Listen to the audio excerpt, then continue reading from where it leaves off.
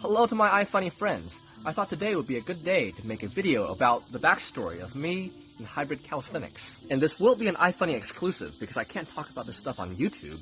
That'd be crazy. And I was gonna wait until the end of the year to do this, but who knows what will happen by then, so now's a good time. So I've always been into fitness. I've always been very active, even when I was a little kid. Around age 17, at the end of my workday, I'd watch TV, and whenever there was a commercial, I would do as many slow and steady push-ups as I could before the commercial ended, and I was usually around 25. So I started off around about 100 a day, and I would do this every day until it became easier to do more push-ups in every set, and I would do more sets, and I would do more reps. The catch was that if I missed a single day, I would add that on to the next day. So if I was supposed to do 100 push-ups on Monday and I didn't, I would have to do 200 on Tuesday. I got to the point where I was doing around 500 push-ups a day. I was also doing sit-ups, I was also running. Again, I was very active, but there was no real structure to my workout. Eventually, I was in college, and I was studying abroad in Germany, which is a beautiful country, but I didn't have a lot of data access on my phone when I didn't have Wi-Fi. So whenever I wasn't at home and I was out in restaurants or I was traveling, I really couldn't scroll through Facebook on my phone, so I downloaded a PDF of a book called Convict Conditioning, written by Paul Wade. This was a book about calisthenics, and I read it because they covered an exercise called the bridge, which I wanted to learn about because I thought it could help my neck, which was kind of stiff at the time. When I finished the book, I'm a weirdo, I still read books from beginning to end. I stopped doing the 500 push-ups a day, and I started doing the 6 exercises outlined in the book, which are push-ups, pull-ups, leg raises, squats, bridges, and handstand push-ups. I thought the idea of the book was really cool, and I told all my friends about it. I probably drove them crazy. Fast forward a few years, and a friend messages me with the idea of starting a blog for passive income. The idea, which still works if you want to get into it, is that you write several helpful articles that answers people's questions when they search on Google. You rank high on Google by writing very helpful content, and then you make money from the ad revenue that you generate. The reason I thought that was cool was because I could have a small source of passive income. So while I worked hard during the day, I would also make some money while I was sleeping.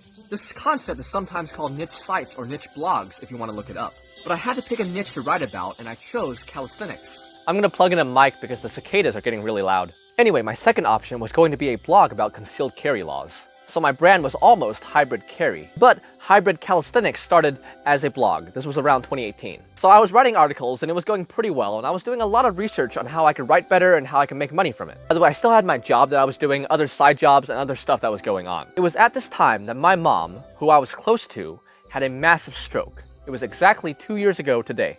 She couldn't walk or talk, she spent a lot of time in the hospital, and she needed 24/7 care. So what I did was I stopped everything in my life and I took care of her full time. Again, I was very close with my mother. So I was with her almost 24/7, but I still needed to make an income. It was around this time that I started doing more web design and print design because I needed to work from home. The blog had a lot of potential, but it really wasn't ready to become a full-time income. And plus, I just want to say, I know a lot of you are young. When my mom got sick, it kind of shook me, because I was always under the impression that she and my dad worked hard when I was a kid to take care of me when I was a kid. You know, I didn't have a perfect childhood, but I had the freedom to go to school and hang out with my friends and play. And I always wanted to be able to do that for them when they're older. For me to work hard, so when they're old, I can work hard so they can have some freedom and be happy and do what they want. And when my mom got sick, I realized there was a very real chance that I might not be able to ever do that for her. So even if I could do hybrid calisthenics then, there was part of me that was thinking, what's the point? I can live very humbly. I really wanted to make a lot more money so I could help my mom. The sun's almost gone, so I'm going to speed up the story. Around December of last year, I was suddenly inspired to make fitness videos instead. I also really felt like I was being told to give to others and help them without expecting anything in return. I have a video specifically on that if you want to watch it. I'll link it in the comments. It was longer videos and I put them on Facebook and YouTube, but I really felt at peace doing this. Around February of this year, I was told I should be on TikTok. I didn't know what it was, but I made an account and I posted a video. It got 0 views. But I started posting more and more videos while still making my longer stuff on Facebook and YouTube, and I started to grow a small following. After a few videos went viral on TikTok, I started growing my main base on TikTok. It's notable that I put the exact same videos on Facebook and Instagram, and they did not grow nearly as much. This is why a lot of content creators like TikTok. It has good organic reach. My mom died this April. It's been about 5 months. I know that's kind of a downer, and my goal isn't to depress you, but I really want to impress on you that if you're watching this video, and if you watched so far, that if you're young and you're lucky enough to even be on speaking terms with your mother, call her, walk into the room, and tell her that you love her. Now, if you don't have a mom, or you're estranged, or you really don't want to talk to your mom, she might be toxic, then maybe tell a mother figure that you appreciate them. Just do it for me. But while I was sad about this, again, I was really focused on helping other people and giving to them without expecting anything in return. In fact, I felt like my mom would want me to do that. So there were a few days where I didn't make any videos, and then I doubled down on content. I can make a lot more now that I wasn't taking care of her full time. It may interest you to know that at this time, I really wasn't making any money from videos.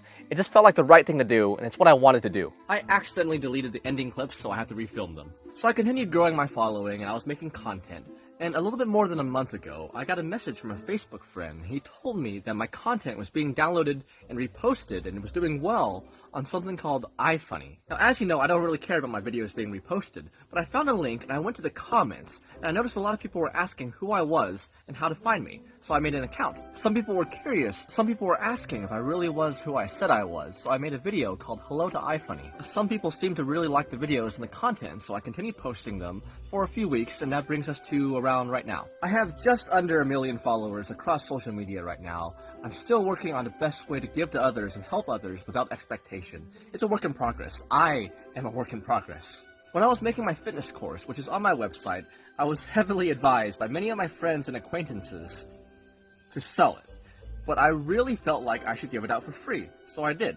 I thought I could help more people that way. Anyway, it's not a very long story, but that is the story summarized. I still don't make a lot of money from my videos, but that's not really my goal anymore. I hope this video answered your questions and you enjoyed watching it. I'll be here continuing to try to help you out. Have a wonderful, beautiful day.